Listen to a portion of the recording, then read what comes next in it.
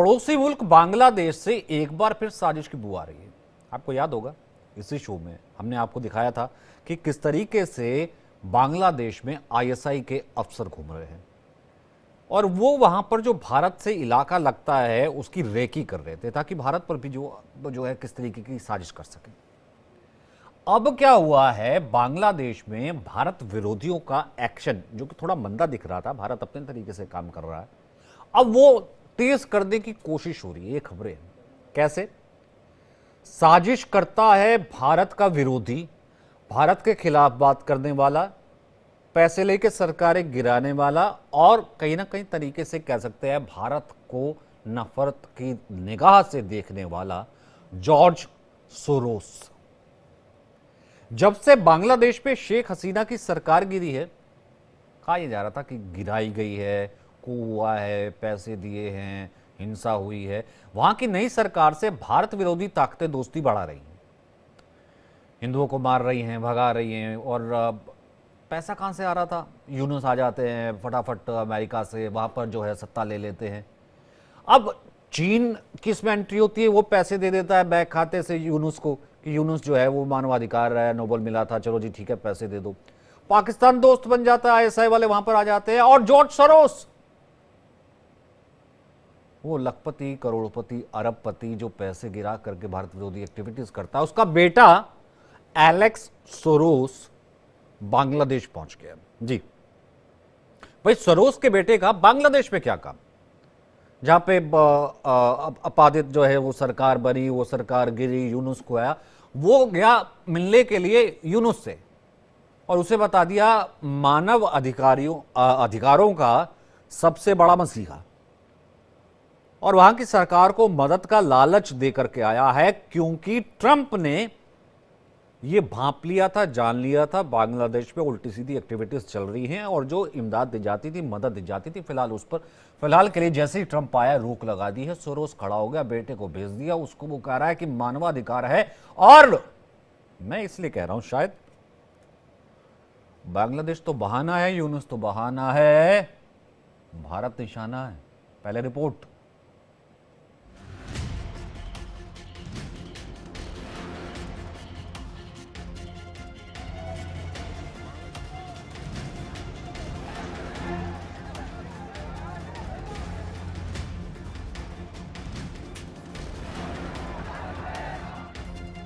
पड़ोसी मुल्क बांग्लादेश में जब से शेख हसीना की सरकार गिरी है,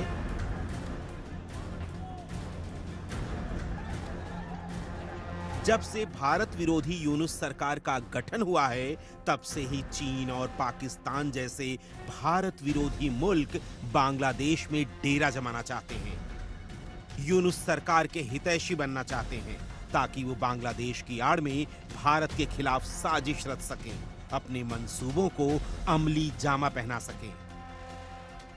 बांग्लादेश की नई सरकार पर डोरे डालने वालों में नया नाम शामिल हुआ है भारत विरोधी जॉर्ज सोरोस के बेटे एलेक्स सोरोस का, जो अपने पिता जॉर्ज सोरोस के मालदार NGO the open society foundation यानी ओएफएस के चेयरमैन हैं। जॉर्ज सोरोस के संगठन ओएसएफ पर हमेशा से ही पूर्वी यूरोप, मिडिल ईस्ट और लैटिन अमेरिकी देशों में चुनी हुई सरकारों को गिराने और अपनी पसंद की सरकारों के गठन के आरोप लगते रहे हैं। सोरोस फाउंडेशन ने भारत के खिलाफ भी लगातार मुहिम चलाई है और एक्सपर्ट्स का तो यहां तक मानना है कि पिछले साल अगस्त में शेख हसीना की सरकार गिरने के पीछे भी ओएसएफ का ही हाथ है। एंटी इंडिया एजेंडा चलाने के लिए बदनाम जॉर्ज सोरोस के बेटे एलेक्स सोरोस ने बांग्लादेश की अंतरिम सरकार के प्रमुख मोहम्मद यूनुस से मुलाकात की है। ये मुलाकात उस वक्त हुई है जब अमेरिका के राष्ट्रपति डोनाल्ड ट्रंप ने बांग्लादेश को दी जाने वाली मदद पर रोक लगा दी है।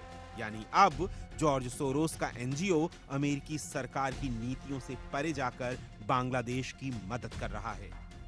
वैसे आपको बता दें कि पिछले साल अक्टूबर में जब मोहम्मद यूनुस यूनाइटेड नेशंस के एक कार्यक्रम में भाग लेने के लिए अमेरिका की यात्रा की थी, उस वक्त भी उन्होंने न्यूयॉर्क में जॉर्ज सोरोस से मुलाकात की थी। यानी पिछले 4 महीनों के बीच सोरोस परिवार के साथ मोहम्मद यूनुस की दूसरी मुलाकात है। ऐसे में इस बात की आशंका बढ़ जाती है कि भारत विरोधी जॉर्ज सोरोस का हाथ शेख हसीना की सरकार गिराने में है। अब सवाल ये उठ रहा है कि भारत विरोधी जॉर्ज सोरोस का बेटा बांग्लादेश की भारत विरोधी सरकार से क्यों दोस्ती बढ़ा रहा है। Bureau report, India daily. पता भारत को भी सारा होगा और इससे पहले भारत ने नज़र भी रखी हुई है। अब आपको याद होगा पिछले दिनों मैं जब जिक्र कर रहा था कि किस तरीके से जो है पाकिस्तान को एंटरटेन कर रहा था, आईएसआई वाले घुसा दिए थे। सलाउद्दीन हमारे साथ है, बांग्लादेश को बहुत करीब से जानते हैं, वरिष्ठ पत्रकार हैं। चल क्या रहा है ये, मतलब क्या ये नोटोरियस गेम्स हो रहे हैं, उनसे मैं बात करूँगा। मेरे साथ पैनल में इस वक्त है मेरे साथ एम्बेसडर दीपक वोरा हमारे साथ जुड़ रहे हैं। बहुत करीबी से जो है इस का अध्ययन वो अमेरिकी पॉइंट ऑफ व्यू से। और जब मैं बात करता हूँ सोरोस की, तो वो जॉर्ज सोरोस क्या मतलब पहले मोदी के खिलाफ बोलता था कि वो है तानाशाह है, फिर उसके बाद कहता था कि वो बाइडन से हाथ मिलाया था, फिर उसके बाद अब पैसे फेंक के सरकारें बदलने वाला, और फिर उसके बाद तमाम चीज़ें कर रहा है। दीपक जी ने बहुत क्लोजली देखा है कि वो किस तरीके का जो है, जो हम ये कहते हैं कि अब उसको मैं डॉन कहूँ, क्या कहूँ, डी कंपनी कहूँ, क्या कहूँ, मेरे को नहीं पता क्या कहना चाहिए। मतलब वो ठीक है, वो दीपक बताएंगे बहुत अच्छे से। Retired group captain U K Devnath भी हैं, क्योंकि बहुत बड़ा एक ऐसा इलाका है बांग्लादेश का जो भारत से मिलता है। भारत से क्या इस वक्त रिश्ते हुए, अभी भी बहुत सी ऐसी सीमाएं वो कवर नहीं हैं। तो इसलिए जयशंकर का बयान भी आ चुका है, इसलिए मैटर ऑफ कंसर्न है, ये बहुत इंपॉर्टेंट है। दीपक वोरा साहब, मैं सबसे पहले आपसे शुरू करना चाहता हूं। जब मैं नटशल में ये कह रहा था कि यूनस तो बहाना है, बांग्लादेश तो बहाना है, सोरोस का बेटा वहां गया हुआ है, क्या भारत निशाना है? बहुत बहुत धन्यवाद साहब, बहुत अच्छा लगता है आपके चैनल पर। और आप जो प्रश्न पूछते हैं ना, मुझे बहुत सोचना पड़ता है जवाब देने से पहले। वही इन डेप्थ, आपकी रिपोर्ट बड़ी अच्छी थी। ये एब्सोल्युटली सही है कि ये लोग भारत की जो तरक्की है, अब चाहे ये प्रधानमंत्री है, चाहे कोई और हो, चाहे देवनाथ साहब भी प्रधानमंत्री होते हैं, आप होते हैं या कोई भी होता है, जो तरक्की चलती जा रही है बराबर, उससे ये चलते हैं। सर प्लीज डोंट फॉरगेट, और ये मैं बड़ा सोच समझ के कह रहा हूँ, कई देशों में काम किया, 6 देशों में आपका राजदूत रह चुका हूँ, 13 देशों में मैं डिप्लोमेट रहा हूँ। ये रेसिज्म बहुत जिंदा है पश्चिमी देशों में। जैसे उनकी ताकत कम होती जाती है, उनका गुस्सा बढ़ता जाता है कि ये लोग कहाँ से, ये ब्राउन लोग भारत के इस तरह से क्यों उभर रहे हैं। That's the first thing. Second, ये जो एलेक्स है, एलेक्स सोरोस, जिसका आपने, बाय द वे सोरोस का नाम जॉर्ज सोरोस नहीं है, ग्योर्गी श्वार्ट्ज है। इसका जन्म हुआ था हंगरी में, और हिटलर साहब उस समय इनको ठोक रहे थे यहूदियों को, तो इन्होंने अपना नाम बदला और हंगरी से फिर ये भाग गए थे। और इसका जो बेटा है, अब ये चीफ एडवाइजर बन गया टू द चीफ एडवाइजर। ये बड़ी मजेदार चीज है, बहुत अच्छी दिलचस्प बात है सर। इसमें मैं आपको बताता हूँ क्या उसको बोला गया है कि भाई पहले तो इकोनॉमी के लिए हेल्प कर, इसके लिए, और जो फंड्स हमारे देश छोड़ के चले गए उनको ट्रेस कर। ओ बल्ले बल्ले, ये तो जेम्स बॉन्ड भी बन गया है। अब ये तो ट्रेस करेगा इलीगल फंड्स कहां पर गए हैं, इसी को मालूम होगा कमीने को कहां गए हैं, खुद ही लेके गया होगा। अब मैं इसमें बताता हूँ सर, एक चीज है called the financial action task force, नाम सुना है ना आपने सर उसका। 2020 में सर मैं था वहां पे उस समय बांग्लादेश। उन्होंने कहा कि बांग्लादेश ने बहुत तरक्की की है टेररिज्म फंडिंग को बंद करने के लिए, करप्शन को बंद करने के लिए। हम इनको अपनी मॉनिटरिंग से हटा रहे हैं, जो पाकिस्तान अभी भी बैठा हुआ है वहां पर, या उसको हटा दिया था, वापस जाने वाला है। बांग्लादेश को हटा दिया, फिर वापस नहीं डाला। और ये शेख हसीना के टाइम में था। उसकी बात नहीं करेगा ये मोहम्मद यूसुफ खान कि हमारे देश में करप्शन के अगेंस्ट एक्शन उस समय से चल रहा है कि FATF ने हटा दिया था उसको। लेकिन मजेदार चीज, फाइनली जो कुछ करे, जो बात कर रहा है, हम इकोनॉमिक रिफॉर्म्स की बात, इकोनॉमिक रिफॉर्म सर 24 घंटे में नहीं होते सर। मेरी उम्र 73 साल की है। रिफॉर्म जो मैंने देखे हैं अफ्रीकन कंट्रीज में जहां मैं रहा हूं, 25, 30 साल, 20 साल, 15 साल से पहले कोई असर नहीं होता। यानी ये जो मोहम्मद यूसुफ खान है, ये कह रहा है जी अगले 15 साल तक तो मैं रहूंगा इंटरिम चीफ एडवाइजर। वो अलग बात है कि मेरी 200 साल की उम्र हो जाए, मैं जिंदा रहूंगा। So first thing here is कि इट्स द इकोनॉमी बेसिकली, जो मर्जी आप कहें। और अल्टीमेटली सर बिल्लू भाई क्लिंटन, अपने पंजाब के जो बन गए थे राष्ट्रपति, क्षमा कीजिएगा मजाक में कहता हूं, अमेरिका के बिल्लू भाई, उन्होंने एक चीज कही थी, लोगों ने कहा तुम्हारे लिए वोट क्यों करें, उसने कहा इट्स द इकोनॉमी स्टूपिड, आर्थिक व्यवस्था। बांग्लादेश को और कुछ नहीं चाहिए, आर्थिक व्यवस्था। और ये जो बुढ़ा है यूसलेस खान, ये आत्महत्या करने पर तुला हुआ है ये क्या सर। मॉडल ये लेकर के आया? इस- ठीक है, मैं फिर सलाउद्दीन से थोड़ी लेता हूँ, संक्षिप्त में जाता हूँ। फिर ये क्या मॉडल लेकर के मैं आया? सर बस इतना ही कहना चाहता हूं, he should be on suicide watch. ये आत्महत्या नहीं, की फिर ये तरफ जा क्या रहा मॉडल है। लेकर के आया सलाउद्दीन? मेरे कोई को नहीं। बता सलाउद्दीन, ये क्या मॉडल लेकर के आया? मतलब अमेरिका से मदद मांगे तो बात जचती है, बनती है। सारा अमेरिका अपना जो है गारमेंट से लेकर के मैन्युफैक्चरिंग तक जो है कपड़ों की, उसने बांग्लादेश को दे दी। ऐसे तरक्की कर रहा था और जल रहा था कौन? पाकिस्तान। अब ये यहाँ से मोहम्मद यूनुस आ गया और नोबेल क्या कहते हैं विजेता, और ये कह रहा है कि ये तो मानवाधिकार का सबसे बड़ा है। बांग्लादेश क्या जल रहा है हम देख रहे हैं। वो पाकिस्तान को घुसा रहा है, आईएसआई को, आजा भैया तू वहां पे कैंप खोल ले, उल्फा खोल ले, ये कर ले। ये मतलब ये, और उसके बाद वो अमेरिका से क्या पंगा ले रहा है कि ट्रंप वहां पे कह रहा है कि भैया एक्सट्रीमिस्ट है तो उनको बाहर निकालो। ये सोरोस के बेटे को ले आया कि आके तू यहाँ पे इन्वेस्ट कर दे। मतलब ये बांग्लादेश का ये क्या मॉडल है जो बांग्लादेशियों को देने की कोशिश कर रहा है सलाउद्दीन? ये क्या है? आतंकी मुल्क बनाना है, क्या बनाना है, क्या करना है सलाउद्दीन? बहुत बहुत धन्यवाद। देखिए, ये जो यूनुस है, ये 2016 साल जब ट्रंप चुनाव जीते, उस वक्त उस दिन उसने कह दिया था, उस दिन सोलर एक्लिप्स का, सूर्य ग्रहण का दिन है। सो यूनुस तो कभी ट्रंप को प्रेसिडेंट माना नहीं, माने भी नहीं, मानेगा भी नहीं। क्योंकि यूनुस है, आप देखेंगे वो अलेक्स सोरोस की जो ट्वीट है, उसमें उसने कहा है कि यूनुस वो ओपन सोसाइटी की कठपुतली है। सो अभी यूनुस की क्या इच्छा है, उसका एजेंडा क्या है? देखिए, अभी कल यूनुस को हम जानते हैं कि बांग्लादेश में जो जंगी जिहादी और नरसंहार वाहिनी जो है, इसके गुरु हैं यूनुस। और मैं पहले से ही कह रहा था, अभी यूनुस बांग्लादेश की ओसामा बिन लादेन है। और कल ये यूनुस ने और एलेक्स सोरोस ने मिलकर डोनाल्ड ट्रंप की प्रेसिडेंसी को चैलेंज कर दी और डोनाल्ड ट्रंप के खिलाफ इन्होंने जिहाद की घोषणा कर दी। और इसके लिए क्या कि डोनाल्ड ट्रंप तो अभी यूनुस के लिए मैंने भी पहले भी कहा, आगे भी कहा कि ये डोनाल्ड ट्रंप यूनुस के लिए एक यमदूत है। और एलेक्स सोरोस आया जो खुलेआम मिले और दो चीज देखे यूनुस ने, दो चीज कहा ये एलेक्स सोरोस को। पहले वाला बात है कि उसने उसके जबान से यूनुस के शेख हसीना ने जितने पैसे लेगी वो वापस लाने में वो ओपन सोसाइटी की मदद मांगा, नंबर वन। नंबर दो, यूनुस के खिलाफ जो मीडिया में उनके हिसाब से डिस इंफॉर्मेशन चल रहा है, इसको बंद करने में मदद मांगे। क्यों? मीनिंग यूनुस जो मीडिया की वॉइस को दबाने की कोशिश कर रहा है, जर्नलिस्ट को जेल भेज रहा है बांग्लादेश में। और अभी देखिए, ये एलेक्स सोरोस है कौन? अगर बांग्लादेश से किसी ने पैसा ले गया अमेरिका में, तो वो कलेक्ट करने की ये एलेक्स सोरोस का है कौन? ये कलेक्शन एजेंसी है। तो मैं तो कहूंगा कि यूनुस ने जो बांग्लादेश ने करोड़ों हजारों करोड़ टाका लूट के, hundreds of millions of dollar लूट के गरीबों से वो स्मगल्ड आउट किया, वो कलेक्शन करने के लिए। तो मेरे को तो लगता है भाई, मैं आपको कहूंगा with my very limited understanding कि ये मीटिंग था यूनुस की आखिरी मीटिंग। अभी इनके लिए एक बहुत बड़ा गजब आने वाला है, मैक्सिमम विद इन 48 आवर्स। और now he has directly thrown a challenge on Donald Trump, जिहाद की ऐलान कर दी है।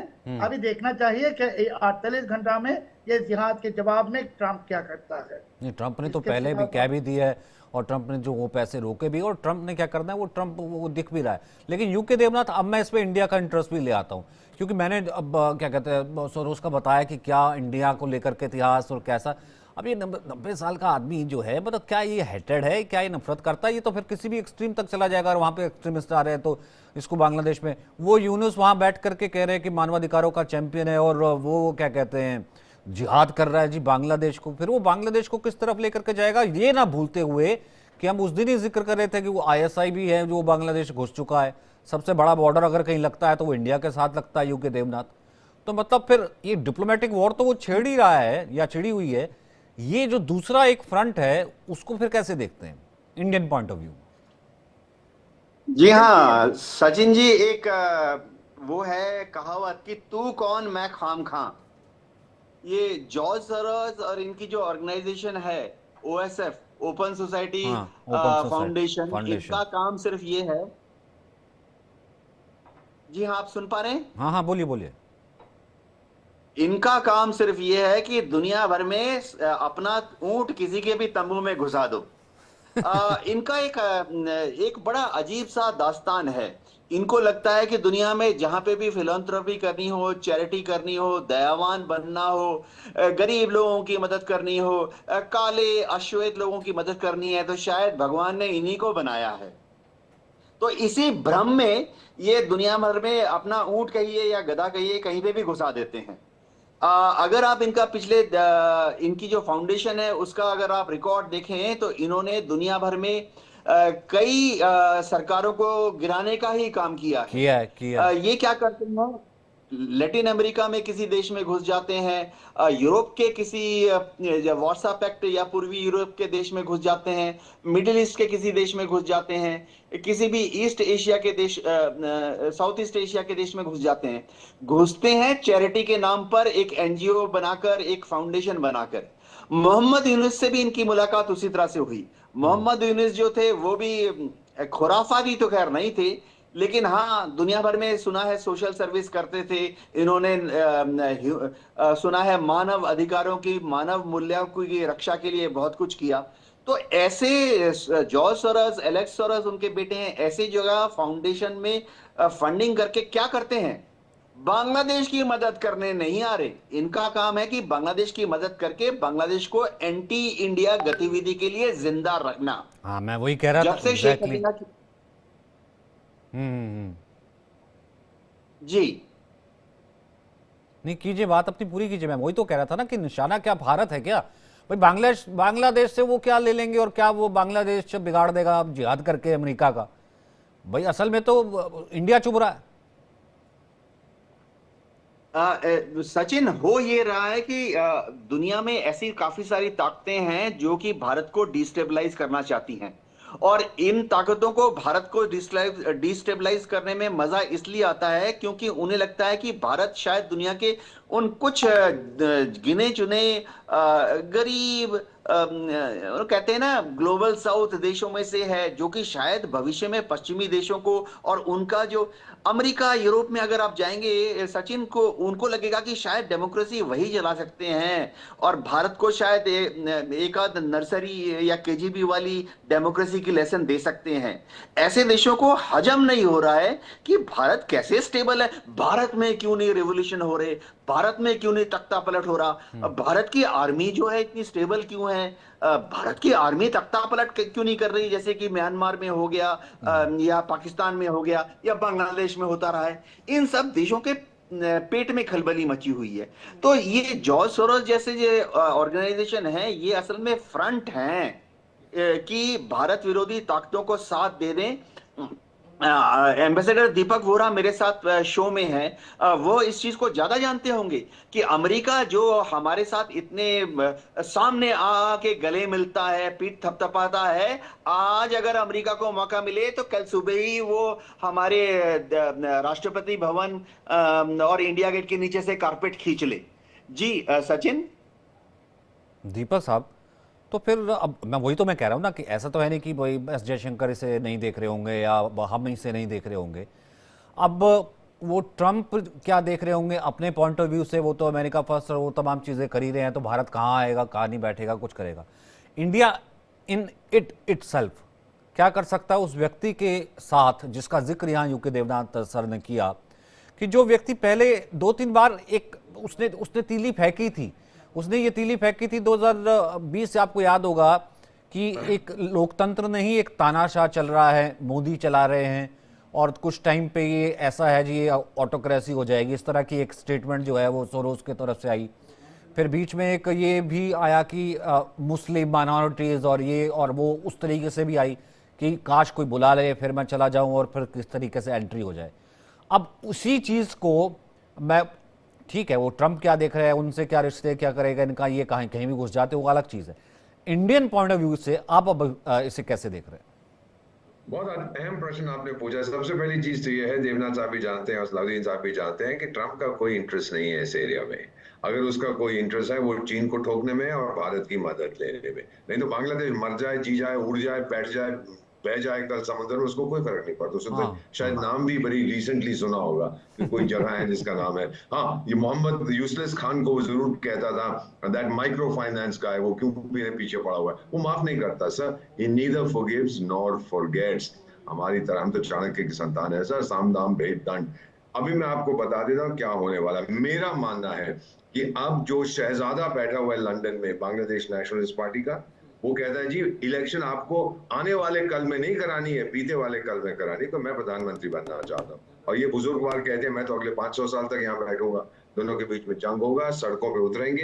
ये अवामी लीग भी, जैसा आपने सुना होगा सर, आप ही से मैंने भी ये न्यूज ली है आपके चैनल से, मोबिलाइज करना शुरू कर दिया कल से, परसों से, फ्रॉम 1 फरवरी। वहां पर सिविल वॉर, गृह युद्ध छिड़ने वाला है। और ये जो बुढ़े हुआ है जॉर्ज सोरोस 95 साल का है, हाँ। ये 1-2 साल के अंदर चला जाएगा जहां भी ये लोग जाते हैं, वहां पे जाके भगवान को तंग करेगा, भगवान के पास ही जाएगा तो शैतान के पास जाएगा। So the important thing sir is कि कहीं वहां सत्ता बांग्लादेश इंटरनली डिस्टेबलाइज्ड, और इसको कोई रोक नहीं सकता। मिलिट्री आके टेक ओवर करेगी, यही एक तरीका जो मैं देख रहा हूं अगले 3 महीने में। यूनुस खान साहब गए, goodbye sir, good riddance to bad Ravish. पर वो तो कह रहे 20 साल तक रहेंगे। ये वो तो देखिए आप फाइनेंस मैंने करने के बताया लिए आ 50 गया। और दूसरा ये कि भैया ऐसा है कि इंडिया से क्या रिलेशन है, क्या कर दें क्या नहीं कर दें, वो साफ दिख ही रहा है। आपको याद है एक देश है उसका नाम है मालदीव्स, क्या क्या बोलता था उनका राष्ट्रपति, और फिर कहां गया, आ गया ना मेरे पास। आपने श्रीलंका को भी सुना, जो आप लोग कहते रहते वो चाइना ये वो, किससे मदद ली उसने, मेरे पास भागा आया। नेपाल ये हो गया वो हो गया, किसके पास आता है मदद के लिए। सर प्लीज, करोड़ों लोग आपका प्रोग्राम देखते हैं, भरोसा रखिए, धीरज रखिए। आप लोगों ने, भारत की जनता ने, जो इन्होंने कहा था नरेंद्र मोदी ऑटोक्रेट है, किसको वापस इलेक्ट किया था? सोरोस को इलेक्ट नहीं किया, नरेंद्र मोदी को इलेक्ट किया।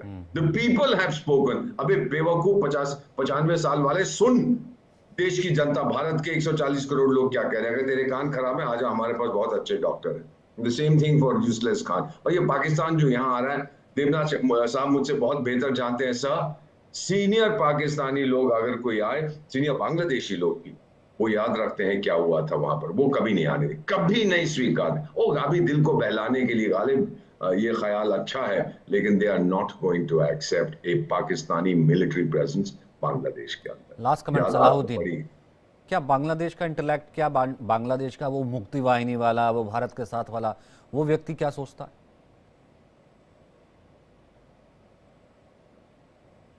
सलाहुद्दीन। ओ देखिए सचिन भाई, अभी मैं क्या कहूँ, यूनुस पागल हो गई। जस्ट कई मिनट आगे पहले, तो 2-3 मिनट अगो, ये यूनुस के जो प्रेस सेक्रेटरी है उसने एक स्टेटमेंट दिया है मेरे एक आर्टिकल के खिलाफ।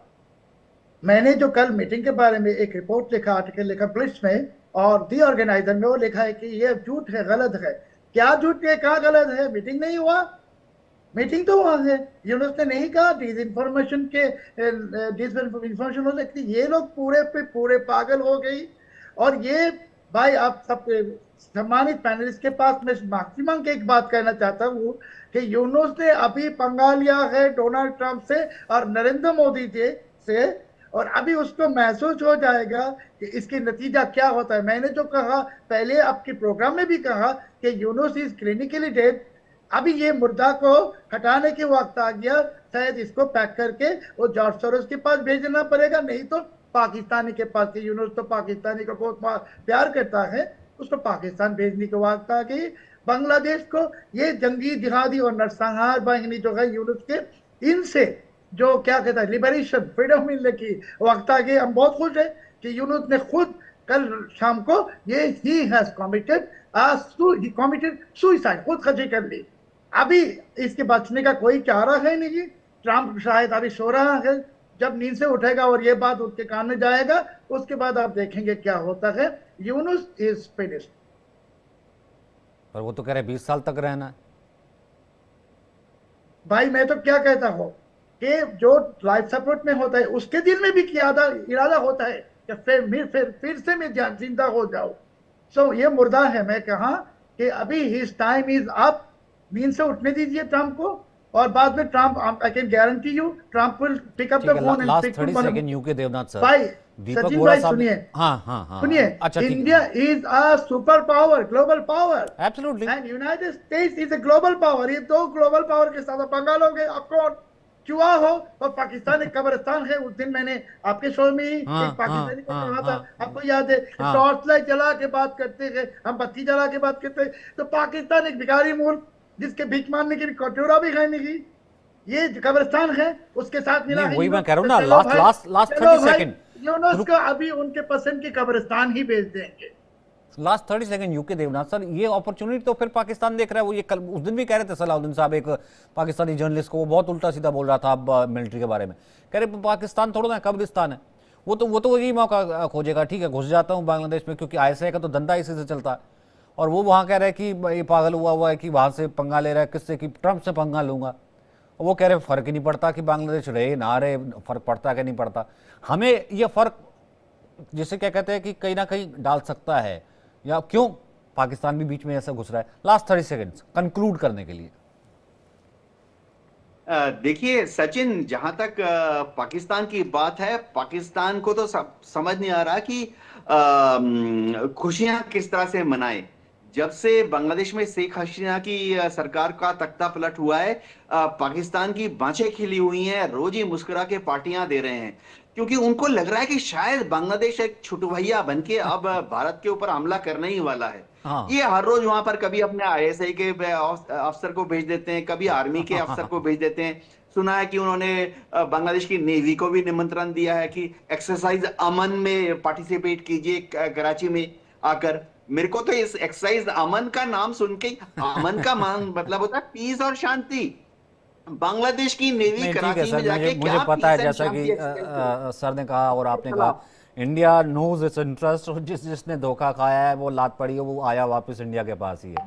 तो ठीक है, वो दिल को बहलाने को गाली भी खाया अच्छा है, और अपना करते रहिए। माइक्रो फाइनेंस जो है अपना सोरोस के साथ मिल करके भारत को पता